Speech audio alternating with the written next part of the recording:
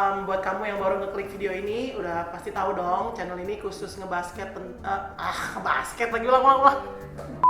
Waktu itu gue nakal, waktu SMA gue nakal, hidupnya berantakan dan lain-lain. Basket ini salah satu jalan Tuhan untuk bawa gue keluar dari sana. Oke.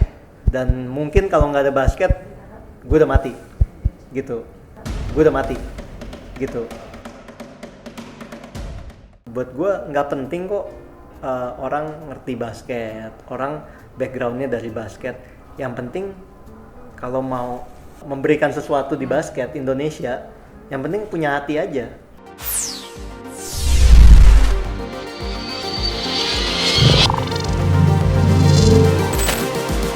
What up, what's going on everybody? Welcome back to our YouTube channel Court Divas. We playing on the court. Buat kalian yang baru ngeklik video ini, channel ini ngebahas tentang basket putri di Indonesia.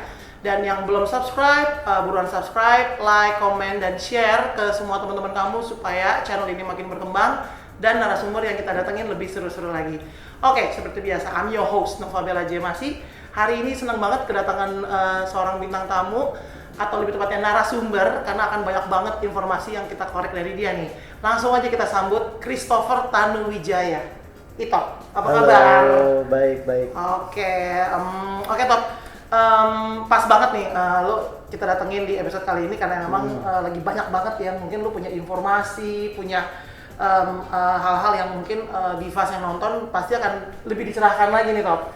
Oke, tapi sebelum kita mulai nih Top, ceritain dikit dong boleh profile background lo, maksudnya apa kesibukan lo, terus hobi lo apa, terus kenapa bisa tiba-tiba ada di dunia perbasketan ini gitu Top. Gue harus bangga loh ini. Gue cowok pertama kayaknya di channel ini. Oh iya benar belum pernah ada ya. Belum ada. Kesibukan ya. Main video game. Enak banget.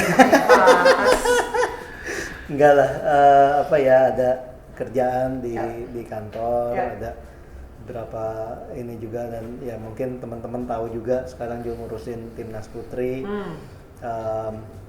Ya puji Tuhan juga kemarin udah selesai bertugas di basket cowok. Oh iya. Menarik.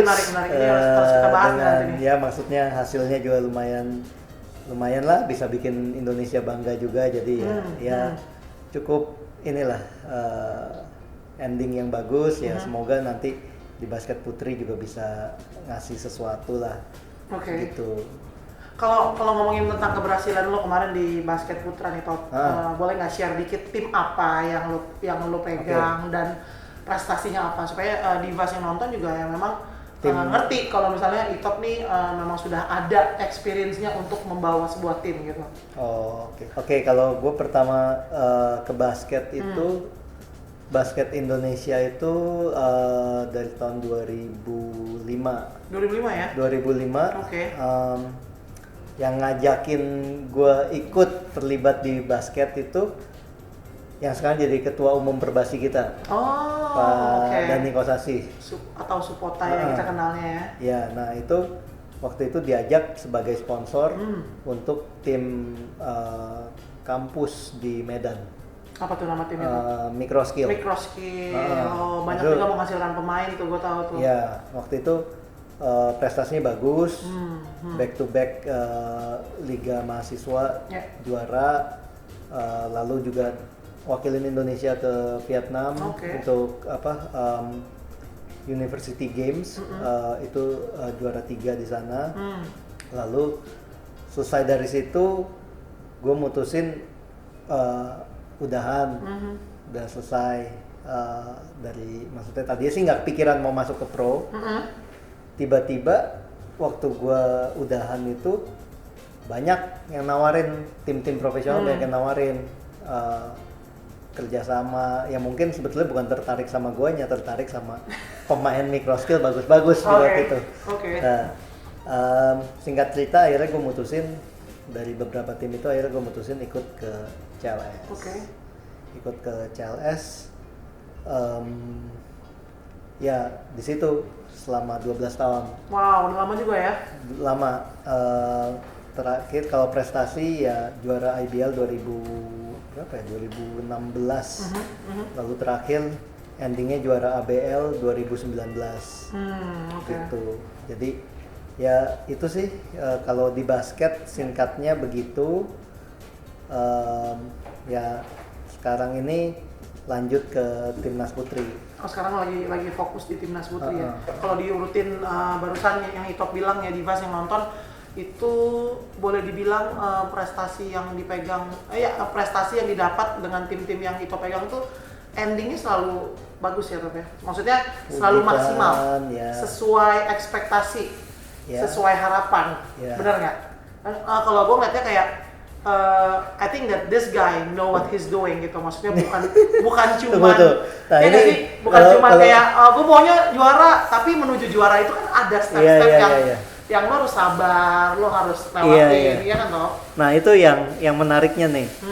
Tadi lu ngomong satu kata, he know what he's doing. Sebetulnya enggak. Oh gitu? Gue masuk ke basket itu dengan notabene nggak punya background basket. Oh gitu? Main basket tuh hanya di sekolah. Kenapa gue mau ke basket ya? Ini ada satu cerita pendek aja. Waktu itu gue nakal. Waktu SMA gue nakal, hidupnya berantakan dan lain-lain. Basket ini salah satu jalan Tuhan untuk bawa gue keluar dari sana. Oke. Dan mungkin kalau nggak ada basket, gue udah mati, gitu. Singkat cerita seperti itu. Ini jalan yang Tuhan kasih. Pada saat gue mulai masuk kerja, kok bisa ketemu sama orang-orang di basket Indonesia yang akhirnya ngajakin, yang tadi gue bilang itu ngajakin untuk gabung dan lain ya. Buat gue mungkin ini sesuatu gue bisa give back ke komunitas, ke masyarakat tentang apa yang dulu gue dapat waktu gue SMA dari basket gitu loh. Ya itu lalu balik lagi ke yang tadi, gue nih nggak ngerti apa-apa tentang basket. Masuk ke sini gue nggak ngerti apa-apa, tapi gue cuman punya satu filosofi yang gue selalu bawa terus. Sebetulnya itu bukan dari gue, itu dari almarhum bokap. Pada saat gue mau masuk ke IBL saat itu, gue tanya ke dia. Waktu itu gue baru mulai karir gue, belum masih baru mulailah kerja dan lain-lain. Waktu itu gue tanya ke bokap gue, boleh nggak gue manage tim basket? Gue baru mulai kerja, gue tahu ini pengeluaran juga nggak kecil. Buang duit ya kalau udah tim basket ya, Pak ya. Ya begitulah. Lalu saat itu dia nanya balik ke gue, siapa tim terbaik saat ini? Gue kasih tahu ya gini. Lu bisa nggak jadi tim terbaik? Gue diem. Dia bilang ke gue, kalau lu bisa jadi tim terbaik, lu masuk. Kalau lu nggak bisa jadi tim terbaik, ya jangan. Buat apa? Buang-buang waktu. Akhirnya gue mutusin tetap masuk dengan pola pikir gue harus jadi yang terbaik. Butuh waktu lama, nggak gampang. Proses yang tadi juga lu bilang, untuk nge-build satu tim itu butuh waktu yang luar biasa lama sampai jadi tim terbaik itu gue butuh 9 tahun. Bukan waktu yang sebentar, butuh 9 tahun untuk dekade ya berarti ya. Untuk akhirnya jadi juara di Indonesia. Lalu memang dari waktu kita masuk di ABL hanya butuh waktu 2 tahun akhirnya kita jadi juara, tapi itu pun setelah proses yang sebelumnya 9 tahun itu gitu loh. Jadi ya nggak gampang untuk jadi juara dan buat gue nggak penting kok orang ngerti basket, orang backgroundnya dari basket. Yang penting kalau mau memberikan sesuatu di basket Indonesia, yang penting punya hati aja. Nggak perlu punya pengetahuan, oh gue tahu basket, gue ngerti basket, nggak penting. Lu mau kerja nggak? Lu mau kerja, bener banget. Lu bisa menghasilkan sesuatu. Tapi kalau lu mau koar-koar, ya udah, mendingan nggak. Kalau saran gue, sekalian jangan koar-koar gitu loh. Gitu sih kalau dari gue. Oke. Yang menarik sih, yang gue dengar dari jawaban lu barusan sih, banyak sih kalau kita lihat lah ya di lingkungan di komunitas basket itu sebenarnya banyak orang yang care sama basket. Betul. Tapi nggak pernah disorot. Tapi justru orang-orang itu yang memberikan impact banyak banget gitu loh. Ya gitu toh. On the other hand, ada yang memang suka menyuarakan. Tapi kenyataannya secara apa ya, secara pekerjaan, secara kerja keras, secara effortnya memang bisa dibilang nggak ngapa-ngapain sih gitu loh. Yang gue lihat sih, karena gue juga bukan orang baru ya di dunia basket, jadi gue bisa menilai dengan fair and square. Gue nggak pernah terlibat di organisasi apapun setelah gue pensiun gitu. Tapi yang namanya kerja nyata seseorang itu bisa dilihat dari hasil akhir, karena gue tahu yang namanya ngebentuk tim, menginvestasikan waktu, pikiran, tenaga, bahkan biaya, pasti lu pasti kan buang duit banyak banget gitu. Tapi intinya bisa dilihat dari hasil akhir, which is mungkin di dalam prosesnya itu nggak ada yang tahu, karena kan lu nggak mungkin dong dalam proses apa lu mesti kasih tahu ke orang, lu adain jumpa pers media, maksudnya kayak kita situasinya lagi gini nih, itu kan pasti lu nggak lakukan tuh. Nah itu yang gue respect sih sama lu juga gitu, karena right now lo sekarang lagi fokus di putri. Setelah lo sukses di sektor putra, sekarang lo fokus di putri. Kenapa lo pindah ke putri? Bukannya putri adalah suatu sektor yang susah banget untuk dikembangin, like not just in Indonesia, maksudnya kayak di sport-sport cabang-cabang olahraga lain pun putri ini seperti menjadi suatu hal yang lumrah lah maksudnya, karena kan olahraga itu adalah dominannya ke pria, ke laki-laki. Nah, kenapa lo tiba-tiba mau ada di sektor putri sekarang tuh? Sebetulnya lo barusan ngejawab sendiri pertanyaan gue. Gitu ya? Sebetulnya simple. Yang jawabannya itu waktu tadi lo bilang sulit. Karena ini sulit, ini challenging buat gue. Oke. Dan gue masuk, contoh sebelumnya pada saat gue masuk, kenapa gue milih CLS? Dari semua tim, ada salah satu tim yang approach gue saat itu dulu itu salah satunya adalah tim Final Four di IBL saat itu, malah tim finalis malah. Tapi gue nggak milih itu. Gue milih tim yang saat itu adalah peringkat 9. Oh 9 ya waktu itu ya? 9 di IBL dari 10 tim. Buat gue suka challenge. Ya kalau gue berhasil ini jadi sesuatu yang bagus, kalau gue gagal ya memang gue bego gitu aja. Jadi tapi buat gue putri punya kemampuan tinggi untuk memberikan medali, memberikan hasil yang sangat bagus buat Indonesia. Dan terus dari secara talent yang kita punya, gue bandingin dengan tim-tim negara tetangga, kita harusnya ada di atas. Memang banyak kendala kenapa sampai sekarang kita belum bisa jadi yang terbaik, bahkan di Asia Tenggara ya belum gitu. Ada banyak lah kendalanya yang mungkin gue juga nggak bisa nyampein satu persatu, tapi gue ngelihatnya pertama dengan adanya challenge ini dan apa yang kita punya secara talent, gue yakin kita bisa dapet yang terbaik. Intinya sih kenapanya itu cuma di sana. Buat gue justru makin sulit challenge-nya ini makin menarik gitu. Buat apa kalau ini gampang untuk jadi yang terbaik? Ya buat apa juga kita main gitu. Buat apa dulu kan juga sebagai pemain kan. Kalau buat menang, buat jadi juara itu gampang, pasti lu akan nyari profesi lain juga. Iya kan? Iya kan? Kita semua pemain, manajemen dan lain-lain. Orang-orang yang ada di olahraga ini orang-orang yang suka compete. Iya kan? Suka challenge, suka compete ya. Buat apa kita ngerjain sesuatu kalau gampang? Iya kan? Ya itu sih. Buat gue tahu putri susah, banyak challenge, tapi untuk jadi yang terbaik ada jalan gitu. Ada lah, maksudnya apa sih, chancesnya tuh ada ya, maksudnya untuk putri kita Iya. mencapai prestasi yang paling maksimal, which is misalnya di SEA Games itu adalah medali emas. Iya. Menurut lo peluang itu ada? Gede. Gede banget? Gede. Dan seharusnya udah kita dapetin Gitu ya? di tahun 2015. Oke. Itu dari 2 SEA Games terakhir, tiga SEA Games terakhir atau Ya, 3. 2015 itu adalah chance terbesar untuk dapat emas. Kenapa kita nggak dapat? Karena kita terlalu nyaman di rumah. Kita terlalu nyaman di rumah kita itu. Saat itu kita punya kompetisi bagus, pemain-pemain juga cukup high profile saat itu.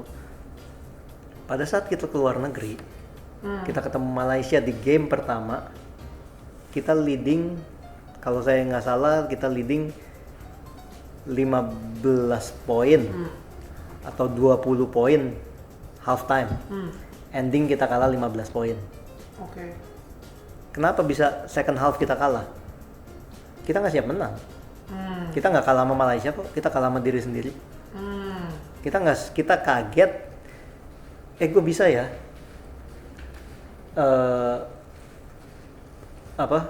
Ngelawan tim juara.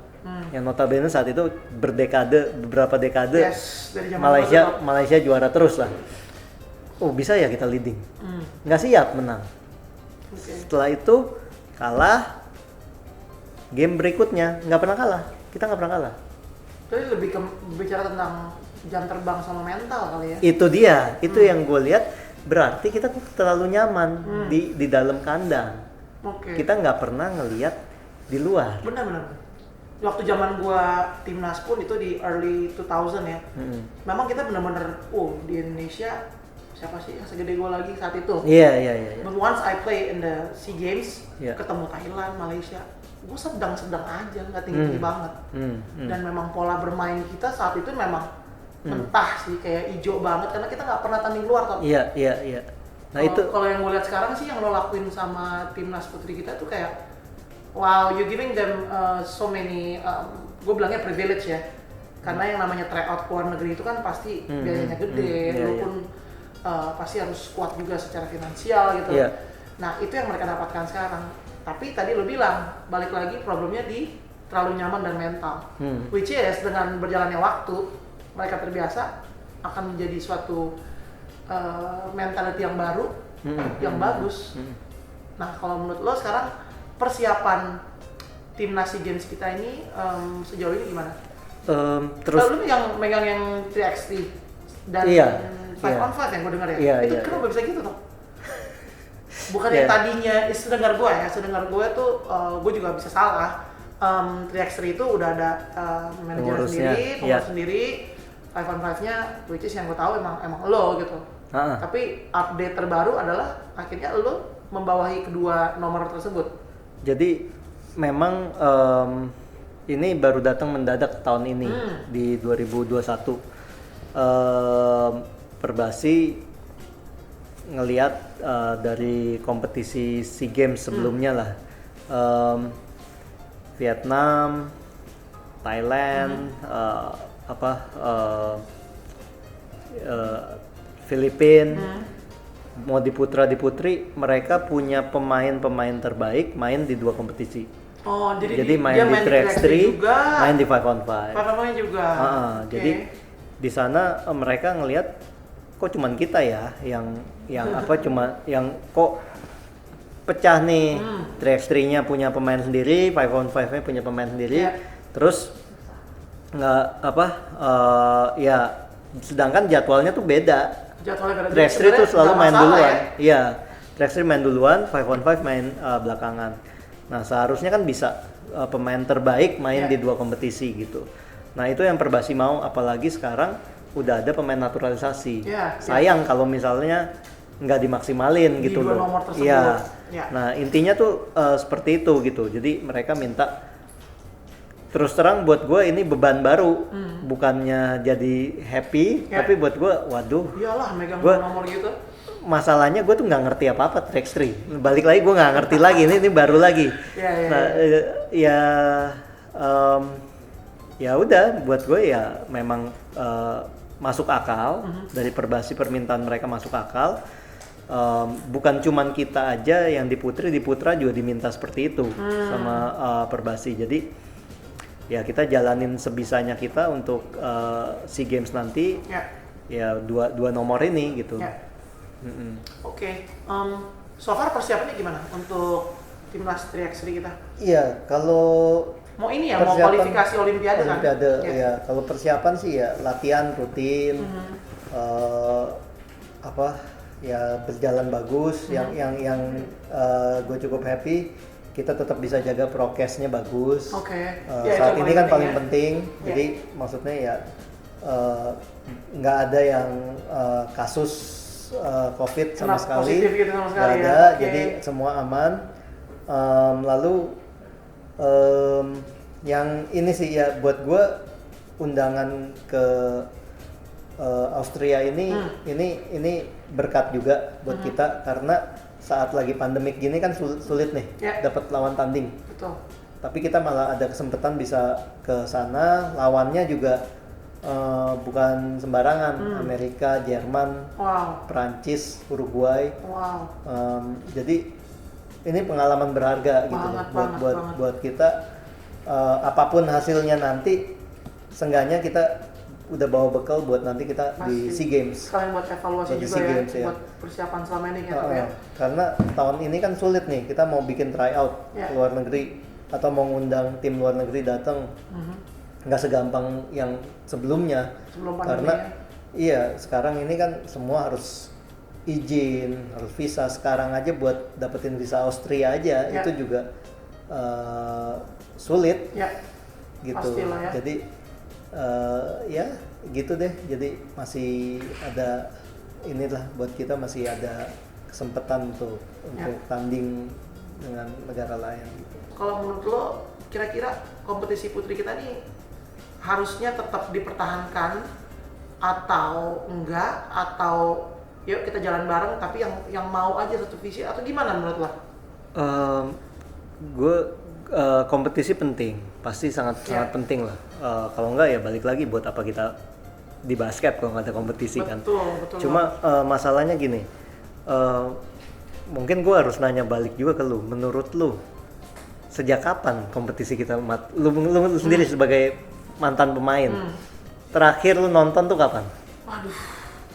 Nggak usah langsung deh, nonton TV atau apa kompetisi putri kita. Terakhir tuh kapan ya? Kayak udah bertahun-tahun lalu sih, kayak gue sempet lihat streamingnya Sri Kandi Cup. Oh, Sri Kandi lu. Tapi udah lama banget, Tom. Sri Kandi lu masih nonton berarti? Masih, karena waktu itu ya kebetulan gue lagi di kantor dan tiba-tiba di grup rame banget nih, ada game ini lawan ini. Tapi apa benda, gue memang nggak jadi lost juga sih tentang kompetisi putri kita. Oke. Karena banyak yang teman-teman juga yang maksudnya tahu sih ada Sri Kandi, ada ini, tapi nggak nonton juga gitu. Kebanyakan itu terakhir pada nonton tuh setelah NBL, WIBL terakhir.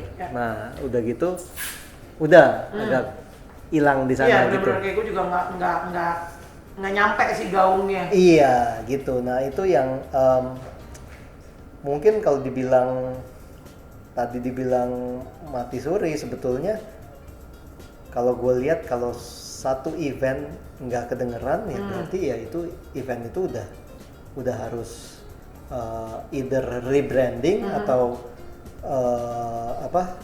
ya mulai perbaiki diri lah. Ada masalah apa gitu loh. Tentang di event itu kendalanya apa gitu, karena kenyataannya seperti itu. Nah cuman memang kalau dari tim profesional yang gue tanganin sekarang, Surabaya Fever, ya kita sih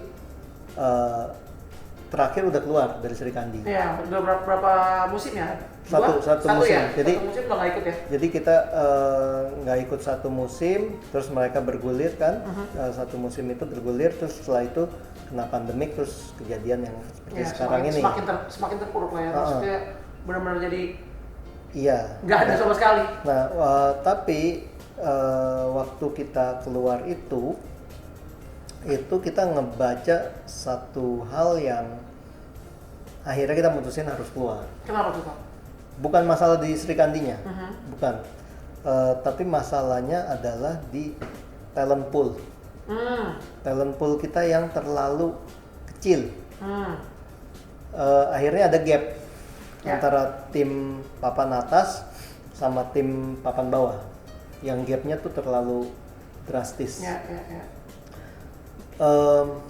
Nah ini ada cerita lucu nih. Kenapa sampai kita akhirnya mutusin keluar. Final terakhir kita di Sri Kandi. Tahun berapa tuh? 2000 berapa berarti? 2017 mungkin ya. 2018. Final kita terakhir di Sri Kandi itu. Saat gue datang ke lapangan, tim lagi persiapan stretching dan lain-lain. Gue kaget ada 3 pemain kunci kita nggak pakai jersey. Oke, kena rolling nih ceritanya. Kena rolling. Pertama gue kaget, gue pikir cedera kan. Iya. Ternyata pelatih rolling mereka. Lalu gue tanya ke pelatihnya, coach kenapa mereka nggak pakai jersey? Oh nggak apa-apa. Sesimpel itu jawabannya. Oh nggak apa-apa. Gue masih nanya lagi, coach ini final loh. Dan dia cuma senyum. Dia nggak jawab gue apa-apa lagi. Ngerti gue. Iya, waktu itu sih agak bete sih gue. Maksud gue sebagai pemilik klub pengen lihat pemain iya, lengkap ya begitu kan, final gitu kan. Iya. Nah, pas quarter 1 ketat gamenya. Gue lupa quarter 2-nya gimana. Endingnya kita menang 25 poin. Itu final padahal. Final. Udah sampai di rolling tanpa 3 pemain kunci. Oke. Terus kita makan-makan. Ternyata mungkin loh ya, kenapa dia ngelakuin itu? Karena dia punya message buat gue. Oke. Pas lagi di meja makan dia ngomong ke gue gini, bos, tolonglah anak-anak kita dikasih kompetisi yang bagus. Loh, maksudnya gimana coach? Gue udah nggak bisa ngelatih lagi. Itu omongan dia. Yes. Gue udah nggak bisa ngelatih lagi. Mereka udah nggak punya willing untuk latihan. Sebelum kompetisi mulai, mereka udah 80% lebih yakin kita juara. Sebelum kompetisinya even start. Sebelum kompetisi start. Jadi, gue mau latih apa? Ya benar. Itu nggak bagus sih jadinya untuk itu nggak sehat. si pemain. Itu nggak sehat iya. gitu. Banyak orang tuh yang punya kemampuan jadi owner, punya passion untuk jadi owner juga, tapi mereka tuh nggak punya keinginan untuk barengan yuk bikin sesuatu yang bagus gitu. Nah, itu dia tuh. Yang sering kejadian, yang sering gue lihat, oh gue mau bikin tim, bikin sendiri asal-asalan. Satu lagi bikin tim, bikin asal-asalan.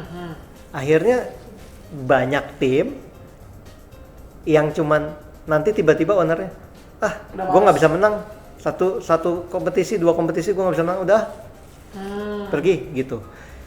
Daripada begitu, kenapa nggak kita bikin ada satu, misalnya beberapa orang bikin satu tim yang bagus. Jadi mendingan di draft nggak sih pemainnya apa, siapa aja yang available, dibagi-bagi ke tim yang rata. Bagus juga, kan? Bagus juga. Atau misalnya ownership-nya ini bukan hanya individu-individu, tapi mereka create masing-masing tuh create organisasi sendiri yang secara finansial jadi benar-benar kuat. Karena ya sorry lagi nih, lu pasti banyak dengar lah. Kompetisi bergulir, tiba-tiba tim A nggak bayar gaji, tim B nggak bayar gaji. Nginepnya juga di mana? Nah, kayak gitu deh. Transportasi juga gimana? Untuk menghindari yang itu gue ngerti, maksudnya setiap orang punya kesulitan, apalagi kondisi sekarang pandemik dan lain-lain lagi sulit. Tapi kalau beban finansial ini bisa dipikul sama-sama, kita sama-sama ngesampingin ego kita sebagai owner yang individualistis. Coba deh cari temen gitu loh.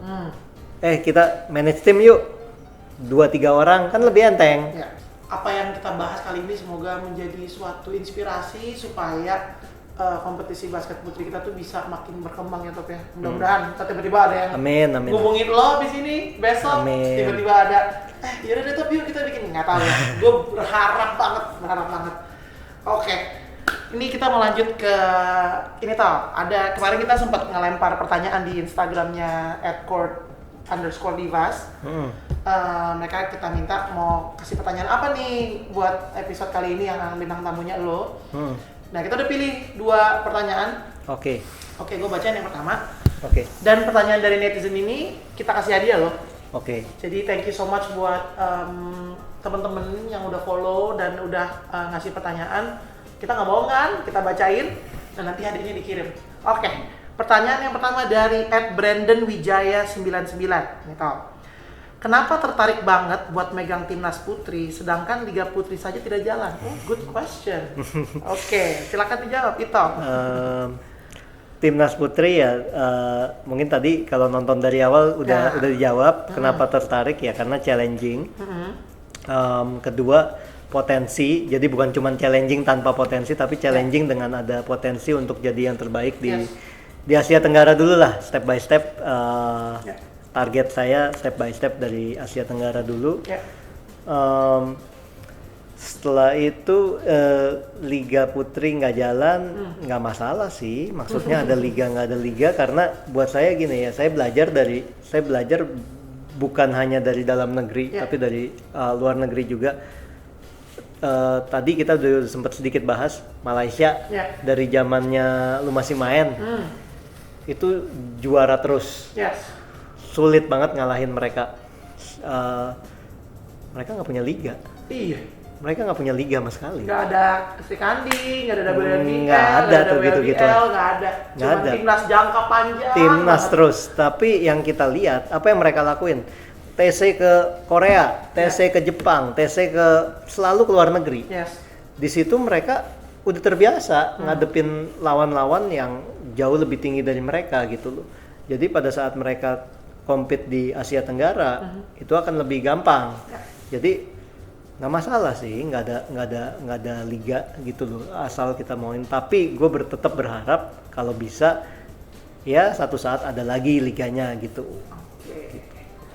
Mantep banget jawabannya. Oke, kita langsung masuk ke pertanyaan kedua dari @sunmd.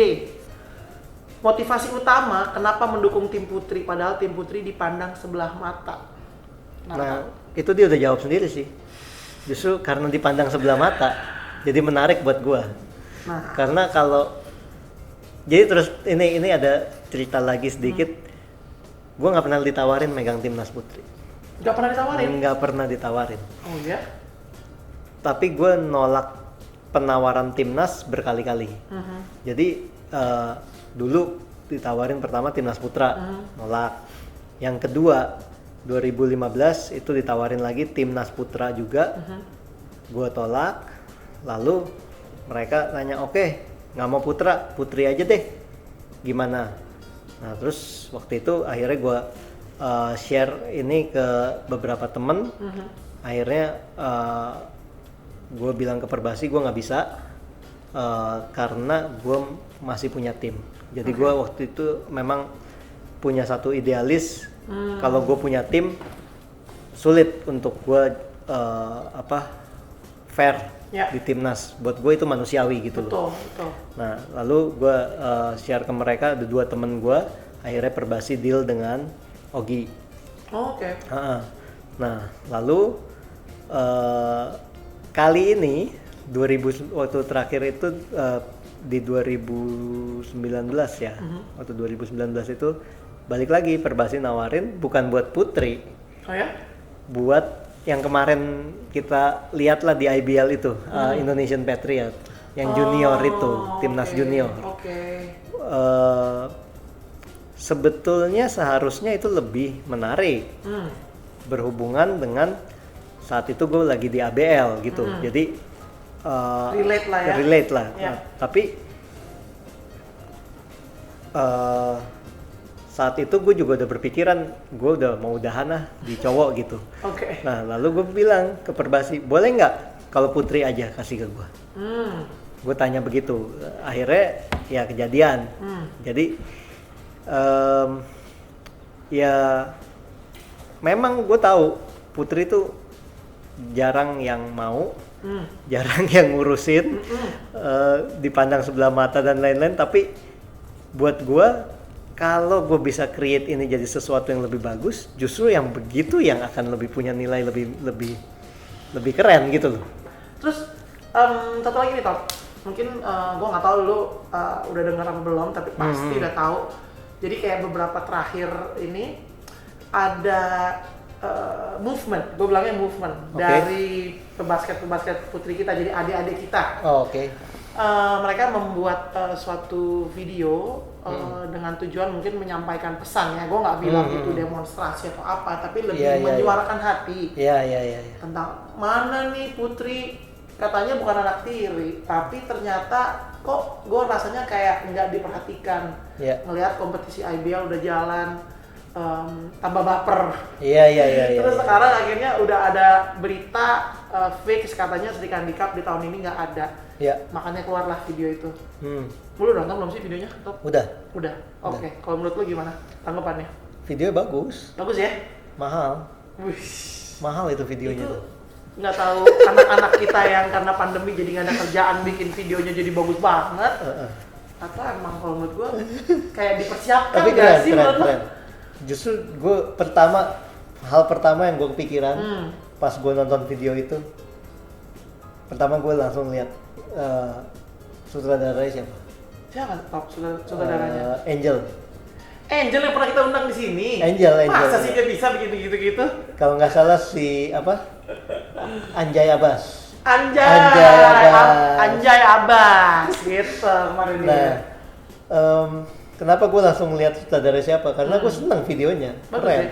Jadi langsung gue kepikiran, satu saat kalau kita perlu untuk create untuk basket putri, anak ini bisa jadi talent untuk jadi bikin video bagus gitu. Dia yang create lah ya. Gitu. Kalau misalnya komentar gue tentang suara hati mereka, ya memang kondisi nggak enak ini lagi bukan cuma dialamin sama kita aja sih, maksudnya bukan cuma di Indonesia lah yang ngalamin ini. Masih beruntung kita tuh masih bisa jalanin IBL, tapi memang ya sorry yang putri akhirnya jadi kok cowok bisa jalan kita nggak bisa jalan ya. Cuma gini loh, untuk ngejalanin liga di saat pandemik seperti sekarang ini itu cost-nya gila-gilaan. Kenapa tuh? Harus di bubble. Bubble itu berarti kan cost dari organizer. Dari organizer untuk nyiapin lapangannya, untuk nyiapin production TV-nya, untuk nyiapin semuanya itu di sana, dan bubble itu sama dengan penginapan. Jadi mereka ada di satu tempat ya? Iya, bukan cuma penginapan, makan. Penginapan, makan, vitamin dan lain-lain, bla bla bla. Itu tuh semua cost-nya berjalan terus nggak berhenti, gitu loh. Yang kalau sebelumnya cuman, oke, minggu depan kita di sini, terus di mana, ya seperti itu, cost-nya tuh spread out gitu.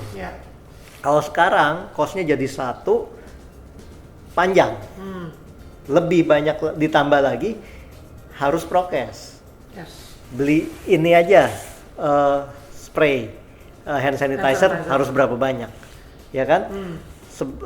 Tanding selesai, bersihin lapangan, disinfektan, cost lagi. Mau tanding harus antigen, pas lagi ngumpul harus PCR 2 kali, ya kan? PCR aja satu orang 900.000, kali berapa? Itu semua cost gitu. Jadi untuk IBL ngejalanin itu mereka pun berdarah-darah gitu loh. Jadi kita harus apresiasi mereka juga sampai mereka tuh bisa jalan seperti itu gitu loh. Beda ceritanya dengan yang tadi gue ceritain tentang Liga Taiwan. Liga Taiwan dengan mereka masih bisa hampir zero case di sana. Mereka masih bisa ngejalanin konsep home and away. tanpa harus bubble gitu loh. Jadi itu yang beda di negara-negara seperti kita yang dimana kasusnya masih tinggi, jadi nggak segampang itu untuk ngejalanin kompetisi. Nah, kenapa sih Putri belum jalan? Setahu gua harusnya udah mau jalan. Oh gitu. Sebetulnya tuh udah mau jalan. Oh ya ampun. Tapi memang mungkin secara komunikasi belum nyampe nih ke temen-temen gitu. Ya, padahal sabar dulu dikit tuh ya. Ya maksud seharusnya yang gue tahu itu udah ada pembicaraan dari Perbasi dengan owner tim untuk yuk kita jalan setelah Lebaran gitu. Problemnya apa? Nanti aja deh, tanya Perbasi aja. Iya. Nah tapi gitu sih. Endingnya itu, singkat cerita endingnya dari yang Perbasi udah ketemu itu, gue cuman bisa ngomong dari sisi gue, gue nggak bisa ngomong dari sisi yang lain. Mungkin Perbasi lebih bisa ngomong. Dari sisi gue kita siap, maksudnya Surabaya Fever waktu itu diminta ikut, kita oke untuk ikut, dikasih tahu juga ini loh biayanya kayak gini. Udah ya sempat ada pembicaraan udah ngomong sampai berarti nggak cuma ke Fever dong, ke klub yang lain udah di offer ke juga ya? Tim lain juga. Jadi udah ada pembicaraan, mereka kasih lihat biayanya seperti ini. Jadi tim juga harus aware kalau biayanya tuh makin tinggi dengan ada prokes gitu, dan harus konsepnya bubble, cost lebih tinggi gitu. Nah itu ya di situ berhenti. Jadi kita tidak mencapai kesepakatan. Kenapanya? Jadi kira-kira bisa dikira-kira sendiri lah ya kenapanya. Jadi yang gue dengar ada endingnya sedikit lah yang berminat. Dari Perbasi yang gue lihat ada keinginan buat jalanin lagi, dan bukan cuma jalanin lagi. Mereka mau bikin sesuatu yang lebih bagus dari yang sebelumnya. Gitu. Keren ya sebenarnya. Jadi seperti itu sih impiannya, cuma ya memang belum terlaksana, belum ini ya kita bersabar aja lah. Ya semoga Perbasi juga bisa punya jalan keluar lagi buat teman-teman di basket putri yang lain. Berarti ini Perbasi itu sebenarnya tidak melupakan kompetisi putri kan? Maksudnya enggak. Kalau itu gue tahu banget nih. Kalau itu gue tahu banget nih. Di pas yang nonton video ini pasti udah relate lah ya sama apa yang terjadi di dunia perbasketan saat ini, karena lumayan sih kemarin tuh memang movement ini lumayan mencuri perhatian, dan dengan Itop kasih sedikit pencerahan di sini kan jadinya enak lah gitu, maksudnya nggak ada prasangka atau apa-apa. Jadi sebenarnya memang wajar kalau memang pemain putri kita ini pengen main ya, toh. Iyalah, namanya pastilah. umur yang mereka lagi harusnya dalam kompetisi, tapi tiba-tiba ada pandemi, tiba-tiba ngeliat IBL udah jalan dan kepengen itu wajar sih. So it's okay. Semoga setelah Itop ngomong ini bisa bantu teman-teman juga untuk lebih clear lagi. Dan kita sabar aja, kalau kita percaya sih kalau misalnya memang dari Perbasi juga ada usahanya. Cuman memang jangan sampai dijadikan suatu situasi yang memicu suatu konflik. Katanya ini, maksudnya ya alangkah baiknya kalau semua komunikasi intinya dua arah gitu loh. Tapi menurut gua kalau misalnya memang kita udah ada Perbasi, ya semuanya mengacu ke Perbasi aja gitu maksudnya. Ya mungkin gini sih, ya kan? Gue ngerti, gue dulunya, ini ngaku dosa juga nih. Gue dulunya juga orang yang maksudnya Perbasi kerjanya apa sih? Ya oke. Gue pernah jadi Gue pernah jadi orang kayak gitu. Gue sekarang nggak di Perbasi. Nggak di Perbasi. Semoga nggak pernah di Perbasi. Kenapa gue? Udah mengeluarkan statement nih. Udah nggak mau di Perbasi. Kenapa gue bilang begitu? Semoga jangan pernah di Perbasi. Karena waktu gue mulai masuk jadi manajer timnas, gila, gue begitu tahu apa yang mereka harus kerjain dan apa yang mereka harus dengerin kupingnya gitu loh. Okay. Ya kasihan sih. Nggak mau lo ya dari Kasihan sih mereka tuh Jadi jangan kasihan. terjebak. Jadi sebetulnya mereka itu organisasi organisasi yang harus ada, tapi nggak seksi gitu. Iya, iya, iya. Jadi mereka tuh nggak bisa jadi keren juga, Jatuh nggak bisa tersiksa, bukan nggak bisa seksi. jadi nggak boleh jadi seksi, nggak boleh jadi keren gitu loh. Tapi harus ada untuk menaungi semuanya. Yes. Nah, mereka mau ngapa-ngapain juga nggak bakal orang dengar. Perbasi gitu kan. Nah, tapi mereka mau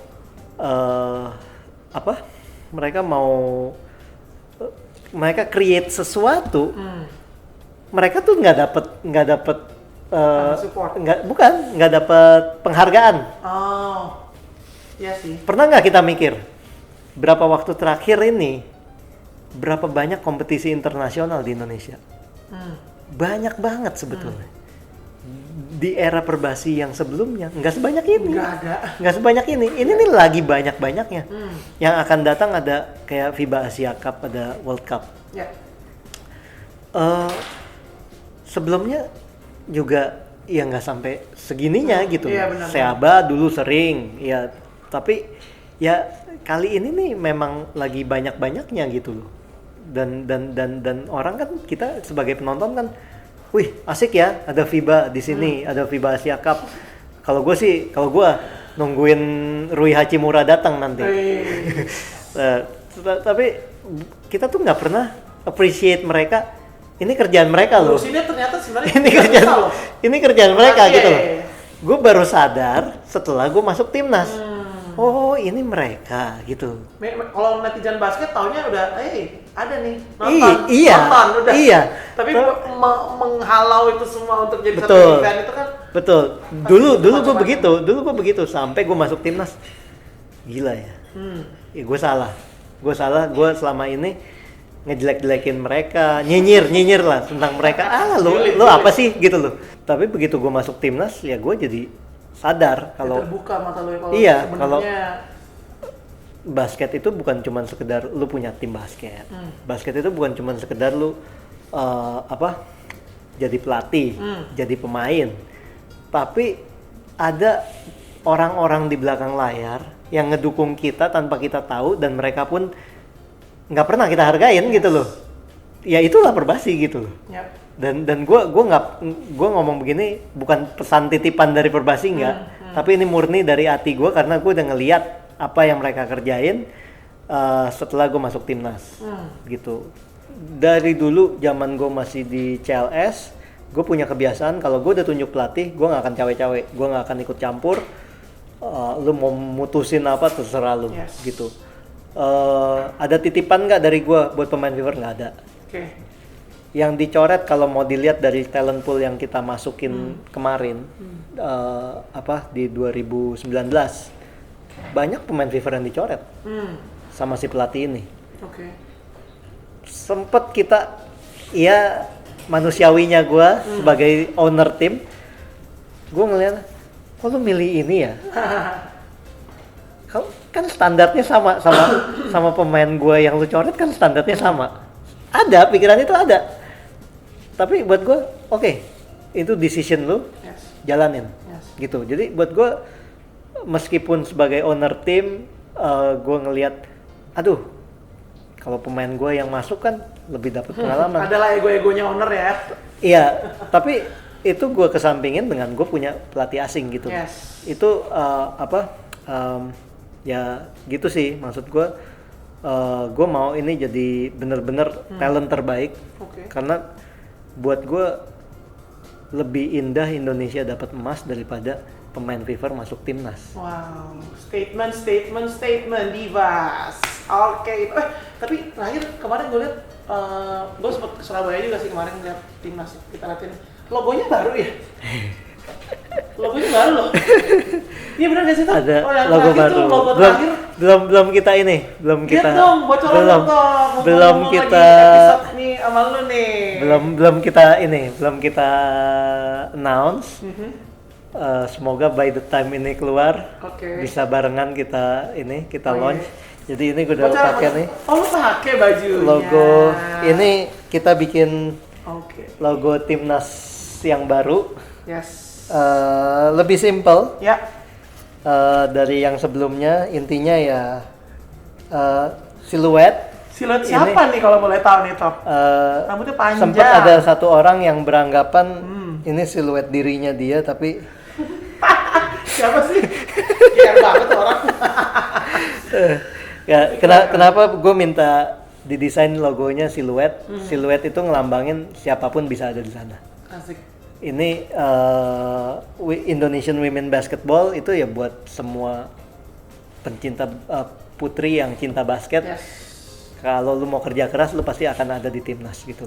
Oke. Jadi logonya kita bikin simple, ya karena fokus kita nggak mau yang lain, fokus kita nggak mau drama, fokus kita nggak mau macam-macam, kita cuma mau kerja aja. Oke. Gitu loh, mau kerja jadi yang terbaik buat Indonesia gitu aja. Buat gue, big respect for you. Thank you. Semoga Thank you, apa thank yang you. udah lo planningin untuk basket putri kita bisa tercapai dan Amin. kita bisa Amin, bisa amin. apa ya, bisa merubah sesuatu hal yang mungkin udah ada di basket putri kita menjadi sesuatu yang gile, maksudnya dimasuki era baru, kita punya sesuatu hal yang menarik lagi. Jadi ntar basket kita putri kita tetap jalan terus ya Top. Amin. Amin. Oke, Christopher Tanuwijaya, thank you so much udah Thank datang you, di thank Court you. Divas. Thank you juga. Sukses terus, maju terus basket Amin. putri Indonesia, dan nanti kita update lagi ya untuk timnas Siap, ya, kapan siap, ngobrol siap. lagi. Sip. Oke, alright, Divas, thank you so much for watching this video. Apapun itu kita harus tetap support. Oke, so I'll see you guys in the next episode. Nova Bella masih signing out. Court Divas, we playing on the court. Bye bye.